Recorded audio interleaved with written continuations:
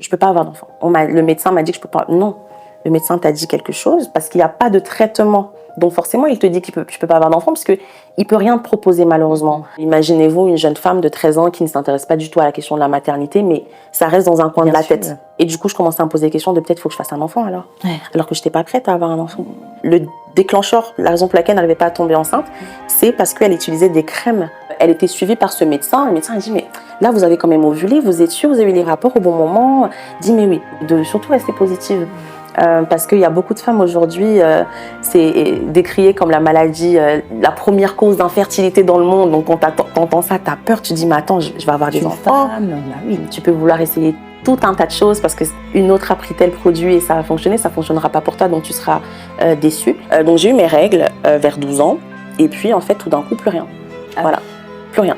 Donne-moi tous les conseils que je peux appliquer. S'il faut que je fasse du sport, s'il faut que je mange correctement, et je vais le faire. Et tu as des femmes, je leur dis, ok, essaie l'alimentation anti-inflammatoire, va marcher 20 minutes tous les jours. Et tu as des femmes qui me disent, mais Raïssa, j'ai mes règles. Tu couches avec des gens dehors et tout ça, tu couches avec eux et tout ça, en plus tu prends des photos sexy, tu envoies au mec et tout ça. Il va me demander aussi de lui faire des fellations. Parce que j'ai été violée avec ma grand-mère qui est partie aussi si tôt. Et je me suis dit, ah, vas-y, vas-y, pas. On s'est fait attaquer, j'ai jamais vraiment eu peur, j'ai juste eu une montée d'adrénaline. Bonjour à tous. De coucher avec une personne avant le mariage. Et écoute-moi aussi. Bonjour à tous, bienvenue sur votre émission Emma Écoute-moi aussi, l'émission qui vous donne la parole. Aujourd'hui, j'ai le plaisir de recevoir une jeune femme du nom de Raïssa qui est venue nous partager son histoire et son témoignage. Bonjour Raïssa. Bonjour Emma. Alors merci beaucoup d'avoir accepté notre invitation de ce jour. Avec plaisir. Un plaisir partagé. Alors aujourd'hui, tu es là pour nous parler de ton histoire, une histoire intense, une histoire bouleversante et pleine de leçons. Mais avant ça, est-ce que tu peux nous parler un peu de toi? Qui est Raïssa? Bien sûr, avec plaisir. Alors moi, c'est Raïssa, j'ai 28 ans. Je suis dans la vie chef de projet digital et je vis entre Bruxelles et Paris. D'accord. Donc une jeune femme aujourd'hui qui a évolué dans son domaine, mais avant ça, qui a traversé pas mal d'épreuves. Comment est-ce que ça a été au niveau de ton enfance? Dans quel environnement tu as grandi? Oui. Alors j'ai grandi dans un environnement très serein, plein d'amour, très affectueux, avec des parents qui étaient dans le domaine médical, donc qui avaient cette appétence tout de suite sur faut faire attention à ta santé. Mais au niveau de mon enfance, vraiment très classique, quoi. Un schéma très classique à l'école. C'est plutôt vers l'adolescence que je me suis un peu renfermée, que j'ai fait des études à distance. Mais sinon, la première partie de mon enfance, je suis née au Cameroun. D'accord. Et je suis venue, j'étais très jeune, hein. Je me souviendrai même plus. Ouais, très jeune. Très jeune. En fait, tu as grandi vraiment ici en Exactement. France. Et j'ai suivi un parcours scolaire très, très classique jusqu'à après le bac où j'ai fait des études à distance. Et on va revenir sur ça, justement. Est-ce que durant ton enfance, il y avait des particularités peut-être que tu ressentais par rapport à ta personne? Alors, au niveau de l'enfance, ça allait. Tout a commencé plutôt au niveau de l'adolescence. D'accord. Forcément, tu deviens une jeune femme, tu te découvres, tu t'essayes de... t'es à l'école aussi, donc tu veux faire comme tes copines. Tu remarques que je suis quand même un peu différente sur tel aspect. J'ai pas mes règles, par exemple. Qu'est-ce qui se passe? Alors qu'entre copines, on se dit, toi, t'as eu tes règles, moi, j'ai mal au ventre. Donc... c'était un peu compliqué à ce moment-là, mais après, c'est passé. C'est passé. Donc, par rapport justement à cette époque-là où tu te remettais un peu en question par rapport à ce que tu pouvais voir chez tes copines, à quel moment tu as senti qu'il y avait un véritable problème? Est-ce que tu l'as senti déjà ou est-ce qu'on te l'a fait ressentir? Alors, c'est moi qui l'ai senti dans un premier temps parce que donc j'ai eu mes règles vers 12 ans et puis, en fait, tout d'un coup, plus rien. Voilà, plus rien. Donc, plus rien, j'avais plus de règles et je me disais, mais c'est bizarre. C'est pas normal. C'est pas normal, qu'est-ce qui se passe? Normalement, quand j'ai eu mes règles, on m'a presque applaudi, ah, ça y est, t'es une femme, etc. Et puis, un an après, il n'y a plus rien. Donc, moi, je n'osais pas le dire, j'avais un peu honte. Je me disais, peut-être que ça va revenir. Peut-être que ça va revenir, ou peut-être que je suis bizarre, ou qu'est-ce qui se passe? Et je décide d'en parler avec ma maman. Je lui dis, écoute, maman, je te l'ai pas dit, mais ça fait 3-4 mois que j'ai pas mes règles. Ah oui, quand même, t'as attendu? J'ai attendu parce que je n'osais pas. Je me disais, après, c'était nouveau pour moi aussi, donc je me disais peut-être que ça va arriver. Donc ça se régule. Le temps que ça se régule. Et ma mère, elle m'a dit, non, c'est pas normal, on va aller voir un gynéco. Et on est parti voir un gynécologue. Et c'est là où tout a commencé.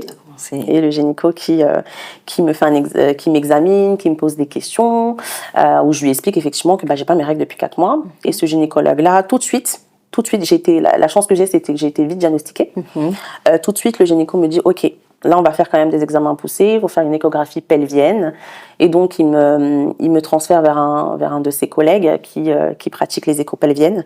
Et lors de cette échographie pelvienne, tout de suite, on pose la sonde et on me dit, OK, vous avez le SOPK. Voilà. Donc, au moins, l'avantage que tu as eu, c'est que ça n'a pas mis des années avant de mettre un mot sur ce que tu vivais. Absolument. Ouais, ça, c'est la chance que j'ai parce que on dit quand même qu'une femme SOPK, c'est 5 à 7 ans d'errance médicale avant d'être diagnostiquée. C'est énorme. C'est beaucoup.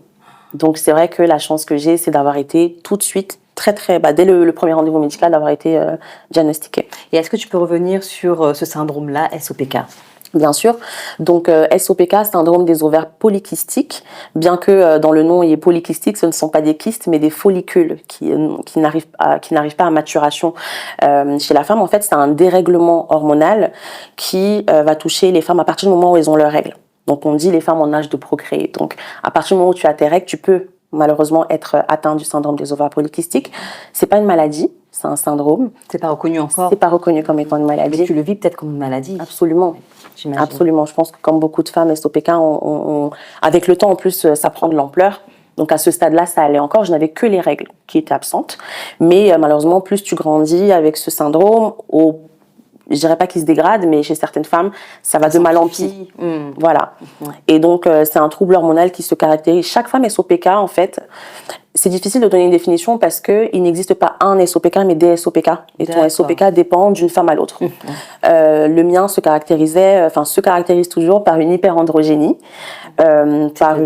L'hyperandrogénie, c'est le fait d'avoir des hormones mâles en plus grande quantité. Donc la femme SOPK, elle va avoir une hyperandrogénie, elle va avoir une aménorrhée excessive alors, c'est ça. Exactement, pilosité excessive sur des endroits comme ces endroits-là, le visage, là où les hommes ont de la barbe, et nous on va en avoir sur la poitrine, on va en avoir beaucoup plus sur le ventre, on va en avoir en bas du dos, sur la face externe, interne des cuisses, et c'est ça l'hyperandrogénie.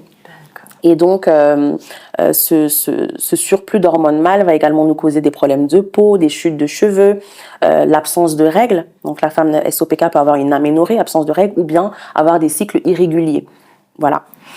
Et la présence de follicules observées lors d'une échographie pelvienne ou endovaginale. Ah oui, quand même. Donc, quand même des symptômes aujourd'hui qui ont dû impacter ta vie et qui impactent encore ta vie, j'imagine. Bien sûr. Oui, ça impacte. Au début, comme je disais, c'était que les règles. Donc, forcément, il n'y a pas de solution pour le SOPK. Donc, lorsque le diagnostic est posé, mon gynécologue, il me dit, mademoiselle, il faut prendre la pilule. À 13 ans, pour ma mère, c'était catégorique. Et pour moi aussi, je ne comprenais pas pourquoi, moi, à 13 ans, je vais prendre une pilule contraceptive aussitôt. Et donc, on a décidé de rien prendre. Et puis, c'est revenu, ça partait, ça revenait. Et j'ai continué un peu mon adolescence comme ça. Et les autres symptômes se sont manifestés beaucoup plus tard, comme la pilosité. Je commençais à prendre de plus en plus de poids alors que j'étais très sportive. Je faisais beaucoup de sport, je faisais de l'athlétisme, du basket. Je faisais vraiment pas mal de sport. Mais quand même, je ressentais que là, je prends un peu plus de poids. Et au début, c'était pas le poids, la graisse, mais c'était du poids, mais vraiment force, quoi. Justement, à cause ou grâce à cette hyperandrogénie, on va développer vraiment des capacités très fortes. Donc, au sport, vraiment, quand je poussais en bien, j'étais vraiment bien développée musculairement à cause de la testostérone. Okay. Donc, au début, ça va, c'est un bel avantage. Sauf que très vite, c'est quand tu prends de l'âge en tant que femme, tu commences à développer des formes, du surpoids. D'autres symptômes ont vu le jour, comme la résistance à l'insuline. La résistance à l'insuline, 70% des femmes SOPK, malheureusement, sont atteintes de la résistance à l'insuline. En gros, c'est... donc, lorsque tu manges, ton pancréas sécrète l'insuline pour t'aider, en fait, à transformer ce que tu manges en énergie. Et la femme SOPK, lorsqu'elle va manger, ça va pas du tout être transformé en énergie. En fait, on ne répond pas bien à cette insuline. Ce qui fait donc qu'on a toujours des pics glycémiques, on a toujours des pics de glucose, en fait. Ce qui fait que on est toujours fatigué. Donc, lorsqu'on mange, il n'y a pas d'énergie. C'est vraiment de la fatigue. Et donc là, commence à arriver, en plus des règles irrégulières, quelques pilosités, la fatigue chronique, où tu te dis, mais j'arrive pas, mes amis m'invitent à sortir, je peux pas sortir parce que je suis épuisée, je suis KO. Je me lève le matin alors que je viens de passer 8, 9 heures, 10 heures de sommeil, je suis épuisée. Donc là, tu commences à rater un peu les cours, tu commences à rater le travail. Et là, ça commence à être impactant dans ta vie. Là, tu te dis, qu'est-ce qui m'arrive? Un véritable problème. Oui. Et on te le fait ressentir peut-être par rapport à ton entourage ou pas? Au début, c'est moi parce que ça commence à être mon employeur, mon premier emploi. Mon premier emploi où au début, ça va très bien, mais après, j'arrive plus à me lever pour aller au boulot. J'arrive plus à me lever, mon réveil sonne et je suis trop épuisée pour me lever, pour aller travailler. Et donc, j'appelle le médecin, je commence à faire un arrêt médical. Bon, c'est pas top, quoi, quand tu commences dans ta carrière professionnelle comme ça. Et puis, au début, je mets pas trop le lien entre ça et le syndrome des ovaires polykystiques. Vraiment pas. Et oui, on me le fait ressentir, mais tu viens plus aux sorties, qu'est-ce qui se passe? C'est vrai que je suis beaucoup de nature casanière, mais quand même. Mais quand même, voilà, tu avais une appétence pour sortir, pour voir tes amis, etc. Exactement. Et moi, là, ça s'est manifesté, là où ça me dérangeait un peu, c'est la pilosité.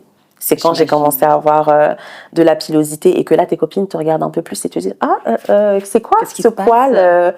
Et t'essayes de te cacher avec tes cheveux, t'essayes de dire non, mais je suis poilue, c'est la génétique. Au début, tu trouves des parades pour essayer également de te protéger.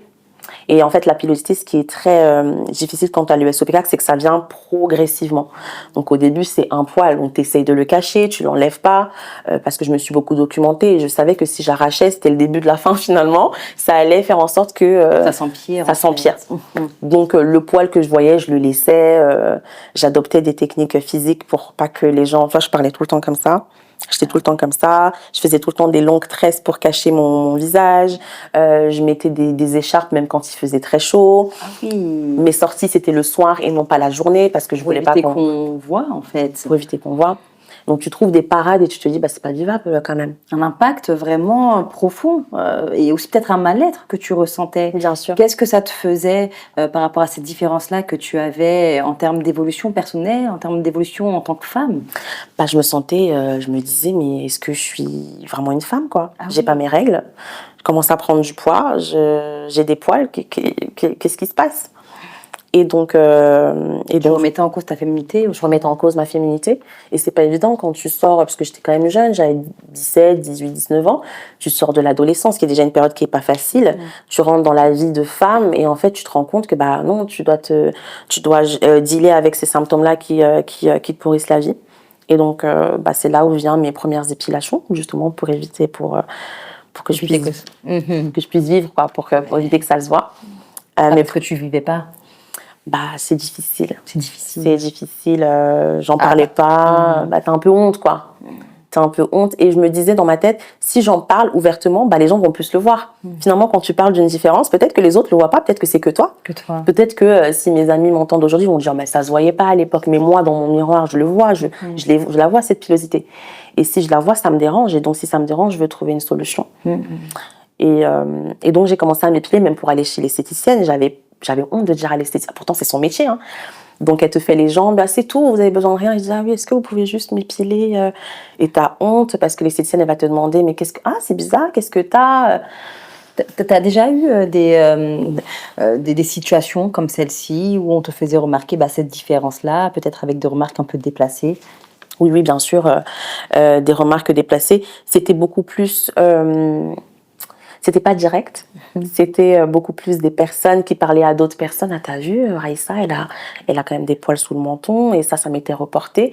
J'ai rarement eu des remarques comme ça, de manière frontale. Mais effectivement, des personnes qui me rapportaient au travail, par exemple, on a dit à mon mari, t'as vu quand même ta femme, elle a de la barbe, ça te dérange pas? Il me l'a dit des années après. Je lui ai dit, pourquoi tu me l'as pas dit à l'époque? Donc, et là, tu te dis, ok, d'accord, c'est quand même gênant. Et comme je me promenais avec des écharpes quand il faisait chaud, forcément, les gens, ils te prennent pour quelqu'un de bizarre, quoi. Ils me disent, mais tu sais, Raïssa, tu peux enlever ton écharpe. Le masque, par exemple, pendant le confinement, c'était la meilleure période de ma vie. Oui. Mais moi, j'ai porté le masque très, très longtemps.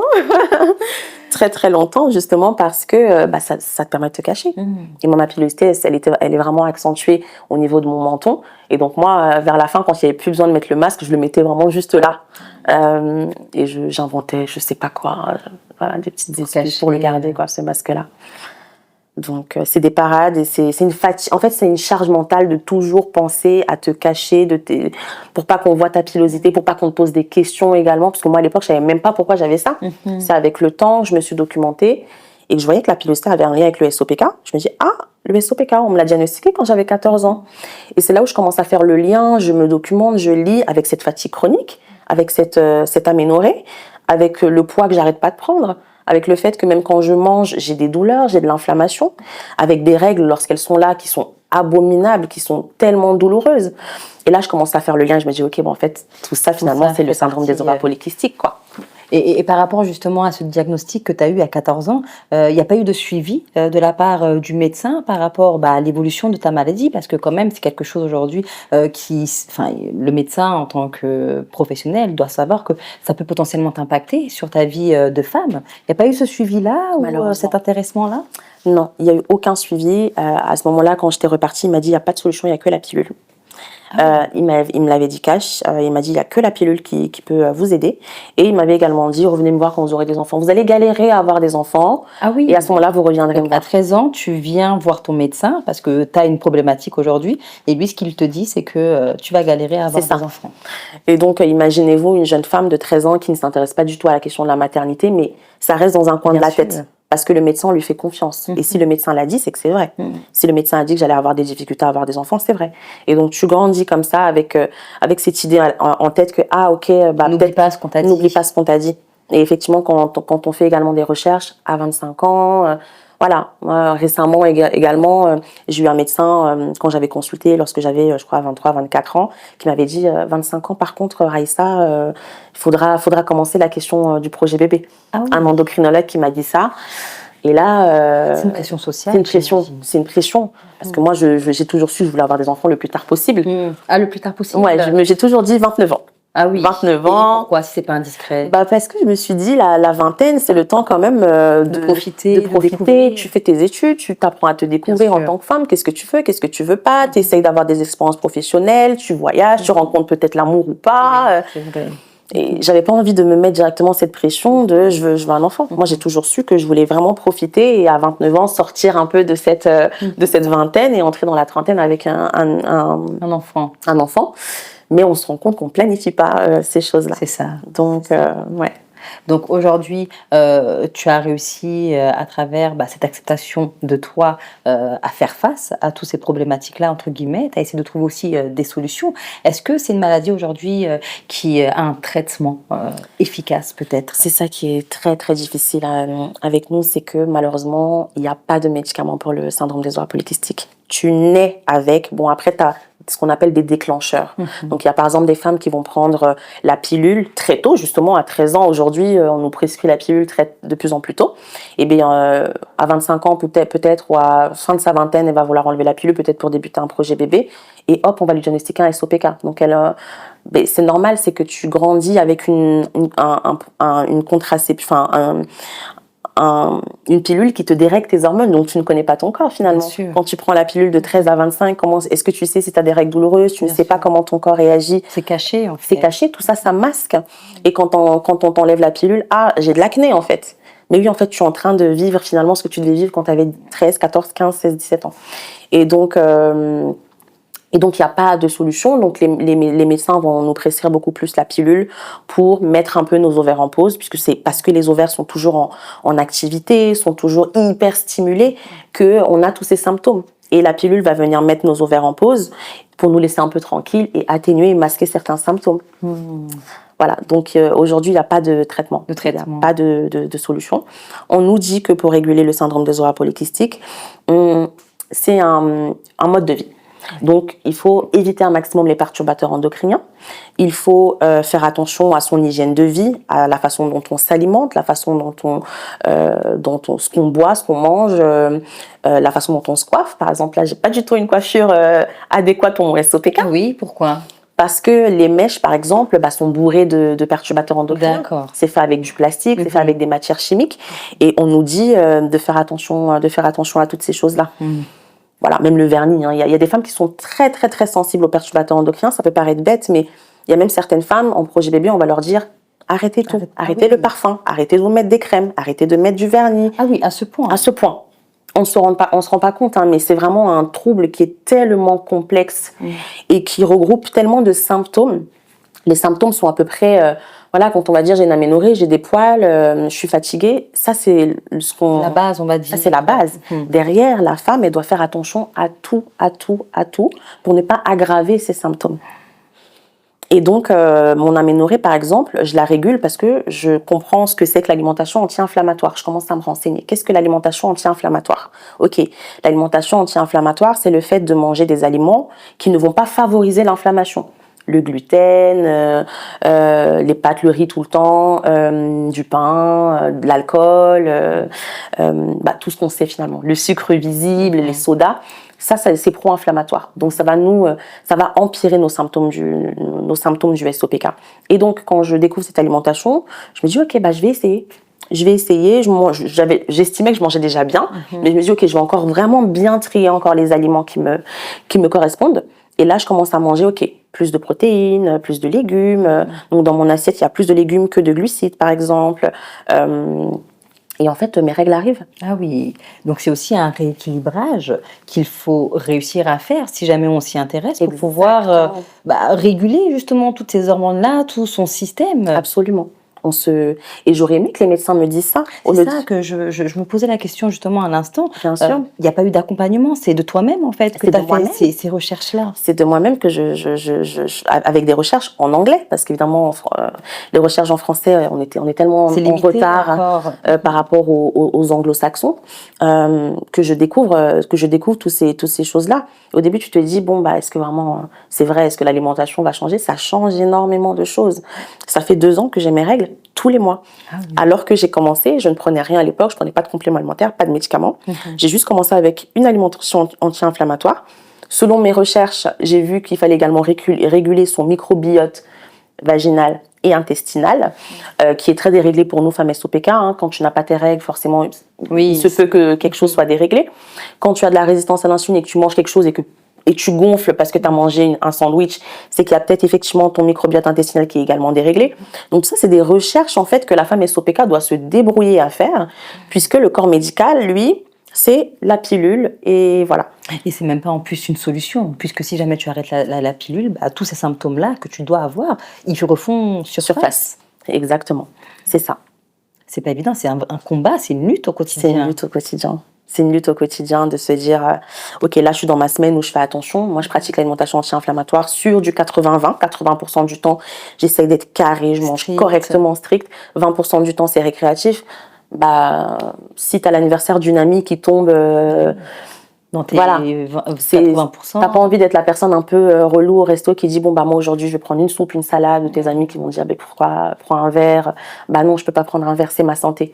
Et donc tu dois réorganiser ça, même dans tes dîners, même dans la façon dont tu cuisines. Moi, par exemple, il y a certains aliments que je n'ai pas dans ma cuisine. Les cubes Maggi, j'en ai pas. Ah oui. Mais j'en achète pour mes invités quand ils arrivent. Et parfois, les gens ne comprennent pas, mais pourquoi t'as pas mis du cube? Mais parce que le cube, c'est pas bon pour moi. Tu vois? Le cube n'est pas bon pour moi. Ce produit-là n'est pas bon. Même dans mes épices, je dois trier. Mon poivre, je peux pas acheter du poivre en magasin. Je dois acheter le poivre en grains et moi-même le moudre, parce qu'on ne sait pas le poivre qui est déjà moulu, qu'est-ce qu'il y a dedans, est-ce qu'il n'y a pas autre chose. C'est compliqué. Vraiment, c'est pas évident. C'est compliqué. Quotidien, en fait. C'est vrai que des fois, on parle de syndrome ou de maladie, de noms, on les connaît, mais quand on creuse un peu, on voit qu'il y a un réel impact au quotidien par rapport à ce qu'une personne atteinte de ce syndrome ou cette maladie-là vit au Absolument, oui. Quand je fais les courses, c'est très cadré. C'est très cadré. Et je pense aussi qu'il y a une question de budget, parce que qui dit bien manger aussi, c'est peut-être avoir une qualité de nourriture, d'aliments qui doivent être coûteux. Ça coûte très très cher. Ouais. J'ai un budget course qui explose tout. Donc moi, je mets ma santé au centre de tout. Donc ça veut dire qu'il y a certaines choses sur lesquelles je me prive. Donc quand je vais vouloir me faire plaisir à acheter un vêtement, je vais bien regarder si j'ai pas une séance d'électrolyse qui va venir, si j'ai pas un bilan hormonal que je dois faire bientôt, parce que il y a certains bilans hormonaux en fait que certains médecins refusent de prescrire. Par exemple, le test HOMA, qui est le test qui permet de déterminer si on a la résistance à l'insuline. Il y a certains médecins qui vont dire non, madame, vous n'avez pas besoin. pas besoin de faire ce test-là. Or, quand on sait que 70% des femmes SOPK ont de la résistance à l'insuline, c'est un test qui devrait pour moi être obligatoire. Et donc, il est payant, puisque certains médecins ne le prescrivent pas. Et donc, il faut mettre de l'argent de côté pour le payer. Et tu as d'autres tests qui ne sont pas obligatoires. Donc, quand tu pars au labo, tu dois les payer. Exemple, pour l'alimentation, t'as certaines personnes, donc on sait que l'alimentation anti-inflammatoire, c'est des protéines, voilà, la bonne alimentation. Mais t'as certaines femmes qui, pour elles, manger une tomate, c'est inflammatoire. T'as certaines femmes qui, pour manger certains poissons, c'est inflammatoire. Et donc, tu as des tests supplémentaires à faire, par exemple, pour, je ne sais plus comment s'appelle ce test-là, mais c'est un test qui permet de déterminer quels sont les aliments inflammatoires pour toi. Et c'est un test que tu fais au laboratoire. Ça permet de déterminer les aliments inflammatoires pour toi. Je connais plus le nom du test. Mais ça coûte 300 €. Voilà. De ta poche. De ta poche. Mais c'est très très bénéfique. Donc c'est très bénéfique parce que y a certaines femmes qui, malgré tous ces efforts, malheureusement n'arrivent pas à perdre du poids parce que la façon dont moi je vais manger sera peut-être inflammatoire pour l'autre. Et donc souvent je dis aux femmes qui me suivent sur les réseaux, essaye peut-être si tu as la possibilité de faire ce test. Voilà. Et tu te rends compte, tu as des femmes qui me disent mais Raïssa, choquée, moi je mangeais de la tomate, je pensais que j'étais au top du top, mais en fait la tomate pour moi c'est inflammatoire. Raison pour laquelle je ne perds pas du poids même en mangeant correctement. C'est tout un budget, c'est même les compléments alimentaires. Les femmes qui veulent pas prendre la pilule et qui préfèrent se tourner vers des solutions naturelles, donc vers les compléments alimentaires, c'est de ta poche. Et les compléments alimentaires, ça coûte très cher. Très cher. Très cher. Justement, en parlant de compléments alimentaires, c'est une cause aujourd'hui qui te tient à cœur puisque tu t'es lancée, tu as créé ton entreprise. Félicitations. Merci. On va revenir sur ça un peu plus tard. Juste, j'avais une question par rapport à ta famille, à ta maman. Aujourd'hui, tu es fille unique, tu me disais. Est-ce qu'on t'a parlé de cette possibilité-là d'être SOPK? Est-ce que ta maman, qui est atteinte voilà, exactement, est-ce qu'elle t'en a parlé ou pas du tout? La chance que j'ai, c'est comme j'ai baigné en fait dans ce SOPK. Parce que ma maman n'arrêtait pas de me dire « Ah, moi, j'ai souffert pour t'avoir, c'était pas facile. » Elle m'a raconté son parcours vers la maternité qui a été tellement dur. Et aujourd'hui, c'est mon modèle parce que c'est grâce à elle également. Je sais qu'il faut faire attention aux crèmes qu'on utilise sur la peau. Il faut faire attention à ce que l'on mange. Donc, elle m'a toujours expliqué, accompagné ce que c'est que le SOPK, ce qu'elle est. Elle l'appelait pas comme ça.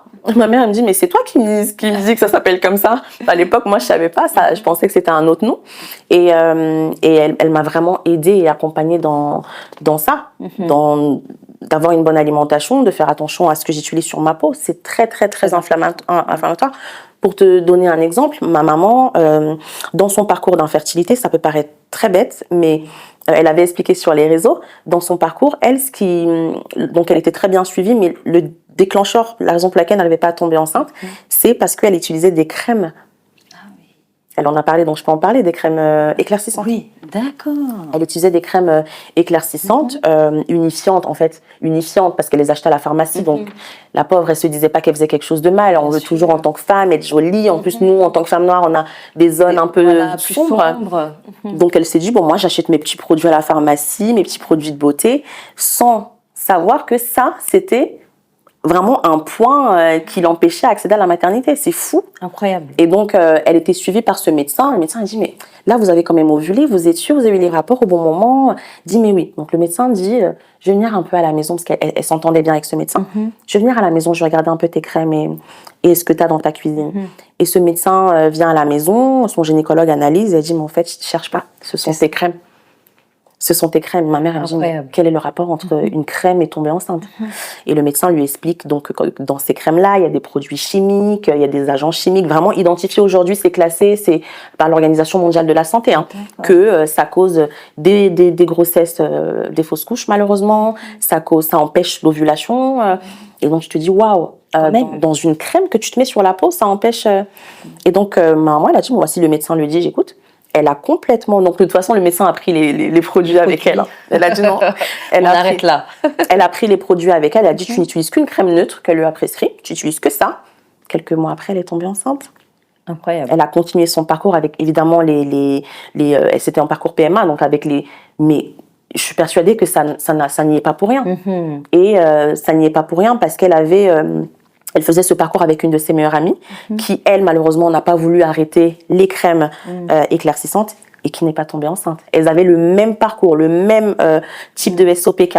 On leur a prescrit les mêmes choses, on leur a demandé d'arrêter la même chose. Maman est tombée enceinte et son amie non. Qu'il y a vraiment véritablement un lien. Donc c'est pas pour rien. C'est pas pour rien. Donc, tu as eu quand même cette chance-là d'être accompagnée. D'autres, peut-être, n'ont pas cette chance-là. Aujourd'hui, quels conseils tu pourrais donner à des femmes atteintes ou qui rencontrent des difficultés?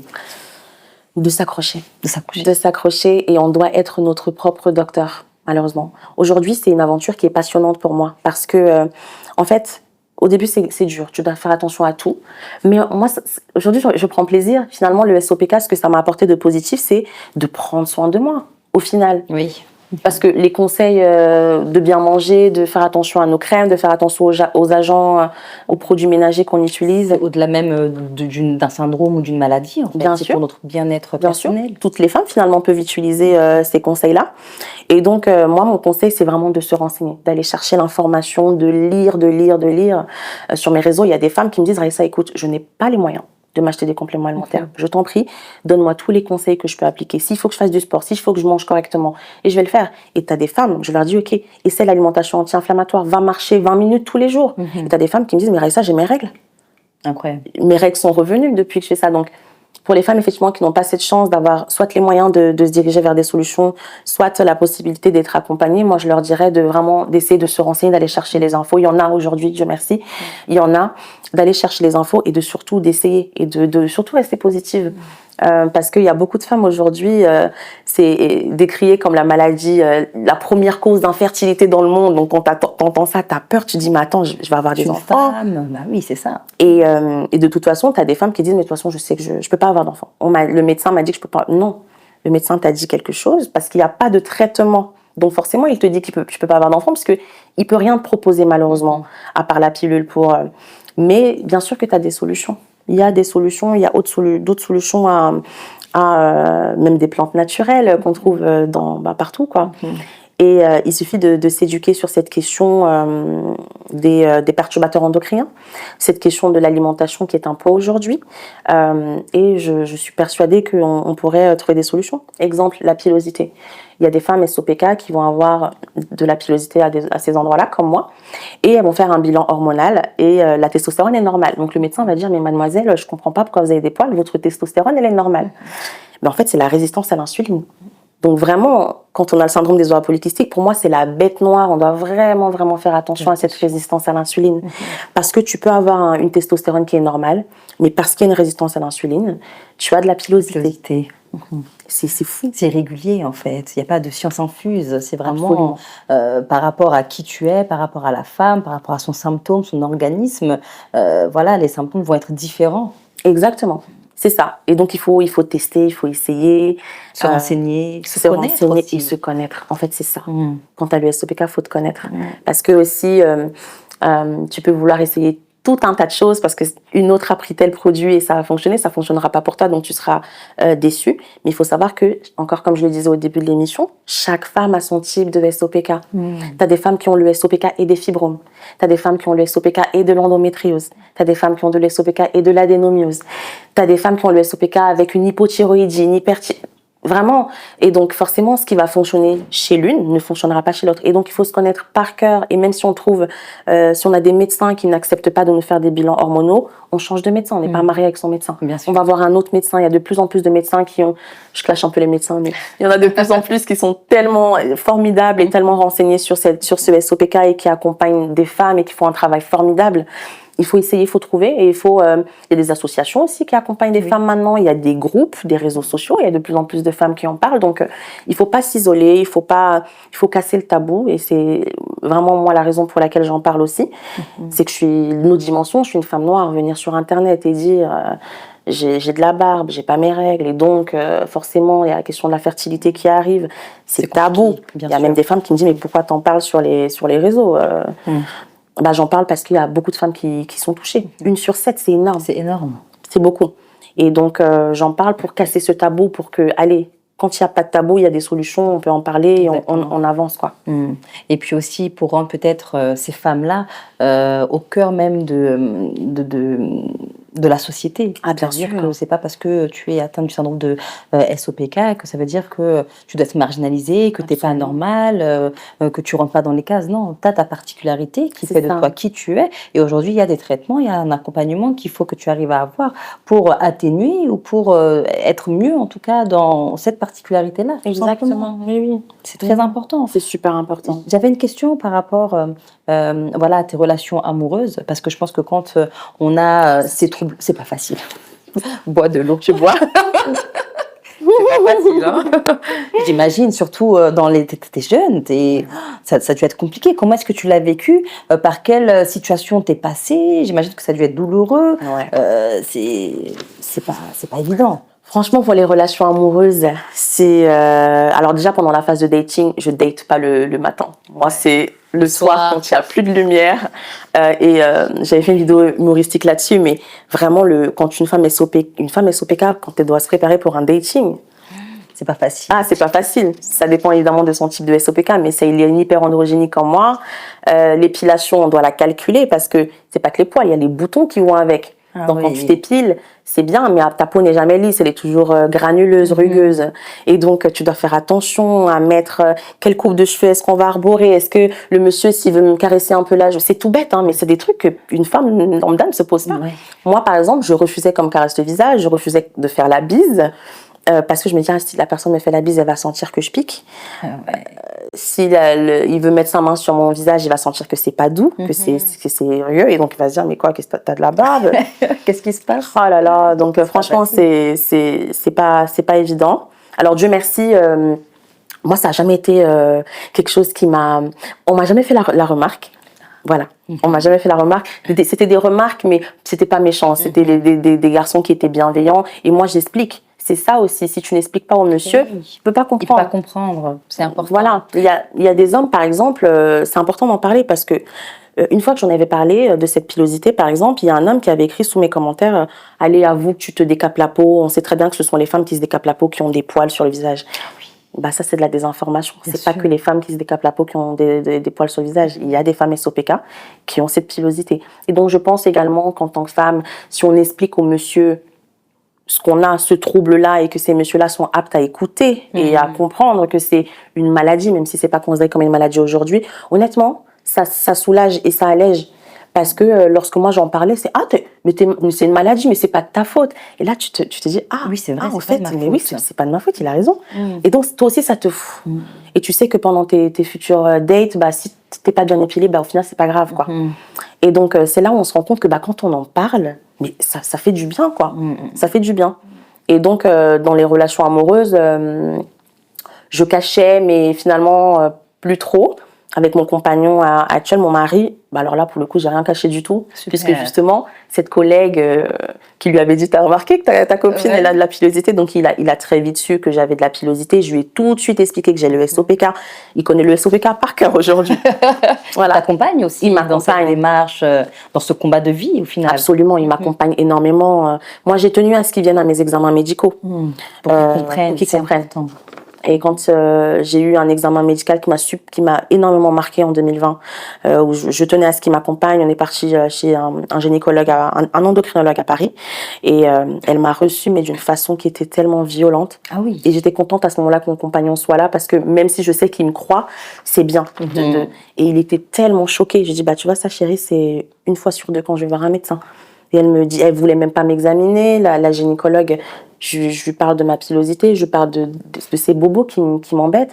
Elle me dit oui, elle me regarde un peu de haut, elle me dit mais de toute façon vous êtes une femme noire, les femmes noires vous avez plus d'androgénie que les autres, vous êtes plus poilus que les autres, il n'y a pas de solution, faites le laser et en gros au revoir quoi. Ah oui. Et je veux qu'elle m'examine, vous voulez que je vous T'as besoin d'un accompagnement, d'une aide voilà, en fait. vous voulez pas que je me lève, vous voulez me peser pour voir mon...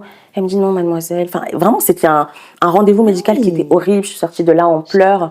Et à ce moment-là j'étais contente d'avoir mon compagnon qui était là avec Bien moi. sûr. Et aujourd'hui il comprend. Voilà, quand j'ai un rendez-vous médical, il me dit t'as besoin que je t'accompagne. Dieu merci, je suis suivie par de très très bons médecins, Super. très bienveillants.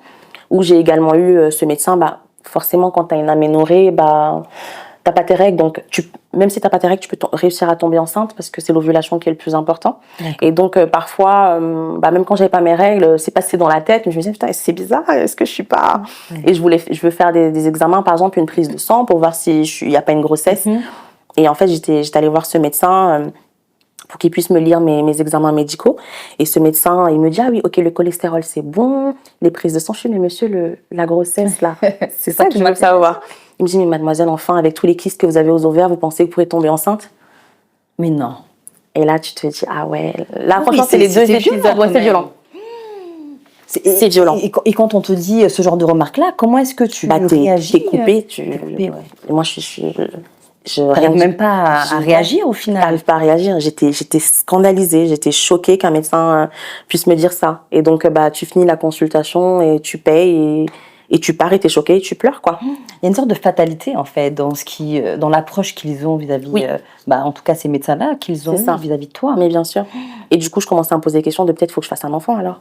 Alors que je n'étais pas prête à avoir un enfant.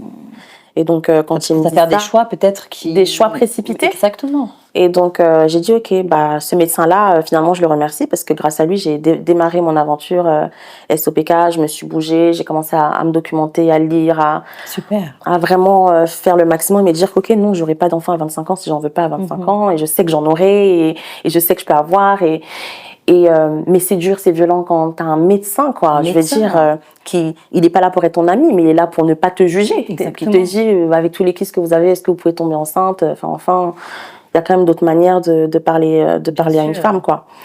Et donc, c'est difficile et on en a marre de cette fatalité, quoi. De cette étiquette. La première cause d'infertilité dans le monde, c'est bon, quoi. Ça doit être compliqué de vivre ça au quotidien, d'autant plus que tu es une femme aujourd'hui, avec des aspirations, avec des envies, avec des rêves peut-être. Ça doit aujourd'hui t'incomber en fait par rapport à la vie que tu es en train de mener. Mais comment on fait aujourd'hui pour réussir à vivre au final? Comment on fait pour réussir à vivre? Eh ben écoute, on va dans des associations, on suit des conférences, on se renseigne énormément et on se dit ok, c'est pas impossible. Tu vois telle femme qui tombe enceinte, tu vois telle femme qui a ses règles, tu vois telle femme qui perd du poids, tu vois certains symptômes même qui n'existent plus. Il y a même des femmes après un bébé, le SOPK, c'est voilà. Un peu comme si le bébé, c'est tellement un gros trouble hormonal que quand tu tombes enceinte, c'est une bombe hormonale que on sait pas l'expliquer aujourd'hui. Mais tu as certaines femmes après un accouchement, tout va bien. Ça se régule peut-être. Tout est régulé. Et donc voilà, c'est vraiment en essayant de trouver du positif finalement, que ce soit sur les réseaux sociaux, que ce soit dans les lectures, que ce soit à la télé, que ça te donne de l'espoir et que tu te dis bon, je vais y arriver, quoi. Je veux dire, si une autre femme a réussi, je vais le faire. Mais toujours sans se mettre la pression. Il faut aller à son rythme. À son rythme, c'est important. Et pas se comparer peut-être aussi. Et ne pas se comparer aux autres. Ah bah oui. Chose qui est compliquée aujourd'hui avec l'expansion des réseaux sociaux aussi. Mais bien sûr. Cette beauté, cette féminité-là qu'on met en exergue par rapport à la femme, au rôle de la femme. Est-ce qu'il n'y a pas aussi peut-être un attachement à une certaine vision que la société veut qu'on soit, veut qu'on ait en fait en tant que femme? Bien sûr, bien sûr. Ça t'a impacté? Mais c'est quand même bizarre. C'est quand même bizarre parce que c'est un double standard, c'est-à-dire que on attend d'une femme qu'elle soit apprêtée, qu'elle soit d'une certaine façon, mais à contrario, lorsque par exemple j'ai fait l'électrolyse pour me débarrasser de ma pilosité, donc super, moi aussi je veux faire, comment ça se passe, t'as eu vraiment cet élan de femmes qui voulaient se renseigner, mais d'un autre côté t'as quand même des femmes qui disent mais pourquoi tu fais ça, t'as qu'à t'accepter, t'as qu'à... C'est épuisant en fait. Tu essayes pas de te conformer, mais un tout petit peu quand même à la société. Mais tu as quand même des personnes qui vont te dire, mais finalement, pourquoi tu te conformes? C'est pas si pire.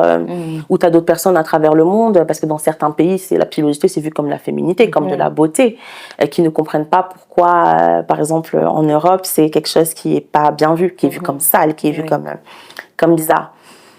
Donc c'est difficile de se plier au standard, de te dire que il faut perdre du poids et puis finalement c'est plus la mode du perdre du poids, c'est la mode des curvy et puis finalement c'est plus la mode des curvy. En tant que femme c'est compliqué je sais pas sur quel pied danser finalement. C'est ça. C'est pas évident, ouais. Donc aujourd'hui, tu es une femme épanouie. Je peux le ressentir à travers ton énergie que tu dégages. Tu es une femme mariée. Est-ce qu'il y a un projet bébé peut-être Là, bientôt? c'est la future étape. Du coup, C'est la là, future étape. j'ai traversé mes symptômes petit à petit. Et là, on va attaquer effectivement, si Dieu veut, une nouvelle étape l'année prochaine, qui est le projet bébé. Je me mets pas la pression. Oui, c'est ce que j'allais te demander. Pas du parce que, ouais. Je me mets pas la pression. Simplement, je sais que ça y est, maintenant, je me sens bien. Alors moi, je voulais pas tomber enceinte en ayant... je faisais 100 kilos, j'avais des poils, je perdais mes cheveux. J'avais autre chose à penser en fait que de vouloir tomber enceinte. Maintenant, j'ai perdu du poids, je me sens bien, j'ai réussi à réguler mes symptômes, j'ai réussi à éradiquer les petites choses qui me permettaient de pas me sentir bien. Là, je suis prête du coup à attaquer effectivement une nouvelle phase qui est ok, comment on aborde du coup la question de la maternité quand on a le SOPK et maintenant m'intéresser à d'autres choses sur lesquelles je m'intéressais pas, l'ovulation, est-ce que j'ovule, est-ce que je vois ma glaire cervicale. Donc là, c'est une nouvelle aventure qui arrive, qui est très très excitante et donc oui, j'ai hâte de voir et de prouver surtout qu'on peut y arriver. Bien sûr. Est-ce que tu as peur un petit peu? Ouais. Qu'est-ce qui j'ai peur. Donne cette peur-là? Ce qui me donne cette peur-là, c'est de me dire que, et si finalement, malgré tout ce que j'ai déjà réussi à accomplir, et que sur le papier, quand je vais voir les médecins, ils me disent, ok, là c'est bon, tout est au vert, Aïssa, ton bilan hormonal, il est nickel, tu vois tes règles, tu ovules, maintenant il n'y a plus qu'à essayer. Voilà, là, il faut juste essayer maintenant. C'est juste maintenant de se dire, et s'il y avait encore un petit truc qui faisait en sorte que... Donc j'essaie quand même de ne pas avoir des pensées comme ça et de me dire je vais y arriver. J'accompagne quand même beaucoup de femmes qui ont réussi à tomber enceinte, je suis tellement contente. Un espoir aussi, ouais. Voilà. Et donc quand j'accompagne toutes ces femmes qui ont un SOPK pire que le mien, qui ont réussi à tomber enceinte, et encore aujourd'hui je me dis voilà, je connais les compléments alimentaires par cœur, je connais mon corps par cœur. Tout fonctionne bien, il n'y a pas de raison. Il n'y a pas de raison. Donc j'essaie vraiment d'être positive là-dessus, mais c'est vrai que ça fait quand même peur, c'est quand même une autre étape. Oui, c'est une autre étape. C'est accueillir un bébé et aussi des bouleversements hormonaux que tu vas ressentir, avoir. Ça aussi, est-ce que ça t'effraie pas? Parce que là, tu as réussi à réguler justement. Ça me fait peur, ça me fait peur parce que la femme SOPK qui a de la résistance à l'insuline, on est plus sujette à avoir un diabète gestationnel, justement. Parce qu'on est plus sujette au final avec l'âge d'avoir le diabète de type 2 si on ne régule pas cette résistance à l'insuline. Finalement, la résistance à l'insuline, pour la faire courte, c'est un peu un pré-diabète. Je résume vraiment, désolée à tous les médecins qui regardent l'émission, mais c'est vraiment finalement un pré-diabète puisque ce qui nous pend au nez, entre guillemets, c'est le diabète de type 2. Et donc, on a beaucoup de femmes SOPK qui, lorsqu'elles tombent enceintes, elles ont le diabète gestationnel. Donc, même pendant la grossesse, il faut faire attention à ce qu'on mange, continuer de faire du sport, etc. Et c'est important parce que certaines femmes qui ont le SOPK s'intéressent à la question du SOPK pour tomber enceinte. Et c'est important aussi de dire, oui, mais quand tu tombes enceinte, il ne faut pas juste dire, c'est bon, j'ai fini de bosser, c'est bon. Il y a encore des efforts qu'il faut continuer. Il y a encore des efforts. Et même après la grossesse, le SOPK ne se termine pas là. Il faut continuer à se battre. La raison pour laquelle moi je suis fille unique, c'est que ma mère, après moi, on lui a dit, faut enchaîner là, faut enchaîner les grossesses. Il y a eu un petit événement qui s'est passé qui a fait en sorte qu'elles n'ont pas pu enchaîner avec mon papa. Et donc forcément les symptômes ont repris surface. Donc c'est tout un travail. Tu te dis ça s'arrête jamais. Quand tu vas faire un enfant et tu en veux un deuxième, il va falloir aussi bosser. Parce que tu as beaucoup de femmes qui ont le SOPK, qui ont réussi à avoir leur premier enfant, qui galèrent justement avec le deuxième, ou qui galèrent avec le troisième ou le quatrième. Et donc c'est pas évident. Un combat de tous les jours. C'est un combat de tous les jours jusqu'à la fin. C'est fort. Mais tu es prête à relever ce combat-là? Je suis très très très prête. Déterminée. Je suis prête. Je suis prête et je sais que ça va très très bien se passer. Oui, ça va très bien. En tout cas, c'est ce qu'on te souhaite. Pour terminer aujourd'hui, c'est vrai que tu es chef d'entreprise, tu as réussi à faire de cette particularité-là ta force, puisque tu t'es lancée aujourd'hui dans cette aventure-là entrepreneuriale. Est-ce que tu peux revenir rapidement sur ces gélules-là que tu proposes? Bien sûr. Alors, dans cette bataille du SOPK, il y a plein de marques qui proposent. Aujourd'hui, malheureusement, heureusement sur les réseaux sociaux, on en parle beaucoup plus. Mais le pendant, c'est que tu as beaucoup de femmes, malheureusement, qui jouent avec le SOPK et qui se permettent de proposer des produits qui, lorsqu'on identifie qu'ils sont même potentiellement dangereuses pour certaines femmes. Et la femme SOPK, elle est prête à tout acheter pour tomber enceinte. Elle est prête à tout acheter pour réussir à avoir un enfant, pour réguler ses symptômes. Et donc, tu as des vendeuses de rêves qui vont lui dire, prends cette potion et ton SOPK, il sera terminé, tu n'auras plus, prends cette potion et tu vas réussir à tomber enceinte. Et moi, je me suis dit non, quand même, là, j'ai quand même envie de j'ai quand même envie de faire les choses un peu plus sérieusement et de faire des recherches, de contacter des laboratoires, de savoir que telle plante et telle plante, ok, lorsque tu l'associes, ça fait ça. Ok, donc quand on prend pas la pilule et qu'on veut quand même réguler ses hormones, il y a la myo-inositol. Myo-inositol, c'est vraiment la star quand on est SOPK. C'est un ingrédient qui... Ouais. Toutes les femmes SOPK prennent de la myo-inositol. Tu te dis, ok, tu fais des recherches. Et je me suis dit, ok, bah non, en fait... moi aussi, en tant que femme, j'ai envie de proposer des compléments alimentaires. Pourquoi? Parce que les femmes qui me suivaient, en fait, enfin qui me suivent, il y en a beaucoup qui sont en Afrique. Il y en a beaucoup qui sont des femmes noires. Et qui me disent, mais Raïssa, l'oméga 3 dont tu as parlé là, nous, on ne le trouve pas ici au Cameroun. Mais la myo-inositol, cette marque-là, on ne la trouve pas en Côte d'Ivoire. Je me suis dit, mais en fait, ok, je vais les créer. Je vais le faire pour vous, mes sœurs. Super. Et donc, je suis allée taper à la porte d'une centaine de laboratoires. Je leur ai dit, coucou, moi c'est Raïssa. Ah, on ferme la porte. On m'a fermé la porte, Et il y a un laboratoire qui a été touché par mon histoire, qui m'a accompagnée, qui m'a dit, écoute Raïssa, nous, on est touchés. C'est un laboratoire qui n'a rien à voir avec la fertilité, ils sont plus sur le côté sportif, etc. Ils m'ont dit, non, on a envie de t'accompagner, on y croit, ton histoire. Et viens. Donc, on a pris un rendez-vous. Je leur ai expliqué ma vision, ce que je veux créer, ce que je veux sortir. Mon but, c'est pas de sortir plein de compléments alimentaires juste pour en sortir. 4 qui traitent vraiment le plus gros, l'aménorrhée, la pilosité, la résistance à l'insuline, ça me va. Et donc, on a discuté avec ce laboratoire, avec les chimistes, avec les médecins. Et les médecins, les naturopathes. Et on a trouvé, en fait, on développe des formules qui aident les femmes SOPK qui ont des petits problèmes, parce qu'il y a aussi les sauts d'humeur. Tu as des femmes, c'est un gros problème, on est très sujette à la dépression, parce que justement l'isolement. Oui, et donc j'ai voulu que mon premier complément alimentaire, ce soit pas directement axé sur la fertilité, parce que comme moi, lorsque j'ai su que j'avais le SOPK à 13 ans, je voulais pas avoir d'enfant à 13 ans. Et donc je me suis dit, ok, moi j'ai envie que la petite Raïssa à l'époque qui se sentait pas bien, qui était fatiguée, qui était déprimée, qu'est-ce qu'elle aurait créé comme premier complément alimentaire? Et j'ai voulu que mon premier complément alimentaire soit un complément sur la régulation de l'humeur, être mieux, être plus joyeuse. Oui. Voilà. Et donc, on a trouvé des ingrédients tout bêtes comme le safran, par exemple. 30 mg de safran par jour, ça change considérablement les humeurs. Incroyable. C'est bête, hein, mais il faut le savoir. Il faut le savoir. Et donc, j'ai développé ce premier complément alimentaire. Il y en a deux autres qui arrivent très prochainement. Et ça me tient à cœur de rendre accessibles les compléments alimentaires aux femmes qui sont dans des pays où c'est difficile d'avoir accès. Donc, l'idée, c'était pas juste de créer un complément alimentaire en Europe. Il y en a plein, il y a plein de marques en soi, des oméga 3 qu'on trouve partout. Mais également chez des femmes qui me disent, moi je suis au Rwanda, moi je suis au Burkina Faso, j'en ai pas, de créer ça et de les mettre à disposition dans ces pays-là pour qu'elles puissent également y avoir accès. Et si elles me suivent sur les réseaux sociaux, ne pas se sentir lésées en disant, mais Raïssa, elle s'en sort, mais elle a les oméga 3, elle a les bons compléments alimentaires. Donc c'est dur, c'est très difficile, mais c'est très excitant comme aventure. Et je suis tellement contente quand j'ai une femme qui m'a écrit récemment, parce que mon complément, il a 1 mois, c'est un bébé complément alimentaire, qui me dit, mais Raïssa, j'ai pris ton complément depuis le 22 octobre, j'ai mes règles. Mais je me dis, mais waouh, c'est vraiment tout le travail que tu as fait, au final, il paye. Il marche. Et je me dis, mais je suis trop contente, quoi. Parce que c'est abstrait tout ça, quand tu crées tes petites formules, tu les testes sur toi, mais tu te dis, mais sur des centaines, des milliers de femmes, qu'est-ce que ça va faire? Et quand tu as des femmes qui me disent, mais Raïssa, je me sens mieux depuis que je suis mieux, je suis moins stressée, je dors mieux. Tu te dis, ok, c'est ça qui te pousse aussi à continuer et à braver les difficultés qu'on peut avoir quand tu as certains pays qui disent, ouais, non, ici, on va pas faire passer tes compléments alimentaires. Bon, tu te dis, ok. Tu parlais aussi des réseaux sociaux à l'instant. Tu es présente avec une communauté que tu as réussi à fédérer. Qu'est-ce que tu essaies de transmettre à travers les messages que tu peux véhiculer? De la positivité. Ouais. La positivité, c'est vraiment mon motto. D'ailleurs, je m'appelle Raïssa SOPK Positivité. Parce que beaucoup de femmes SOPK, bien que je les comprenne, quand tu tapes SOPK sur Internet, sur les différents réseaux, c'est des pleurs. C'est les filles, j'arrive pas à tomber enceinte, je suis triste, les filles, j'en peux plus, j'en ai marre. Et en fait, quand tu es constamment, lorsque tu as le SOPK, tu regardes constamment ces images où tu te dis, en fait, il n'y a pas de solution. Oui. Moi, je voulais rajouter aussi un petit côté peps en disant, les filles, oui, c'est dur, mais regardez, j'ai réussi à perdre 20 kilos, j'ai réussi à retrouver mes règles, mes cheveux ont poussé. Et en fait, j'essaye d'être vraiment très transparente sur mon aventure avec le SOPK.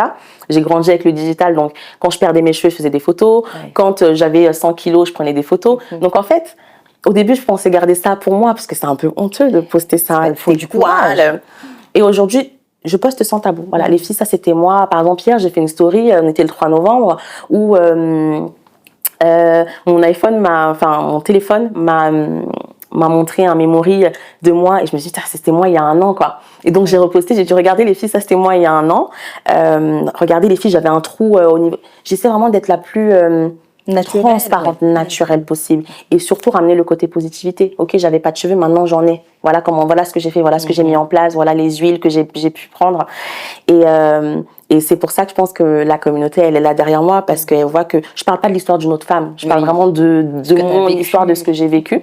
Et je montre que c'est possible, il faut être positive, il faut y croire aussi. C'est pas une fatalité, le SOPK. Il faut le vouloir aussi. Il faut le vouloir. Parce qu'on peut penser qu'on veut des solutions, mais après, il faut s'en donner les moyens, parce que ça nécessite quand même des changements, une hygiène de vie, qu'il faut vouloir réellement. Absolument.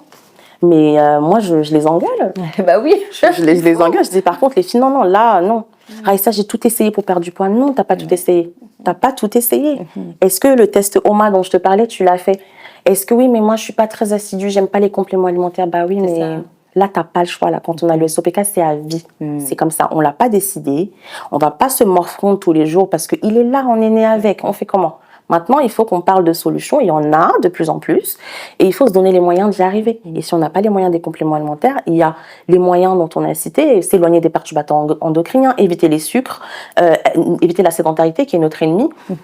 Et franchement, ça fait déjà un bon tri, quoi. Donc, mon idée, c'est vraiment de parler de SOPK, mais avec ce côté positif et de ce côté de dire, allez, c'est bon maintenant. Voilà, maintenant, on a assez pleuré, il y a des solutions et on va arriver.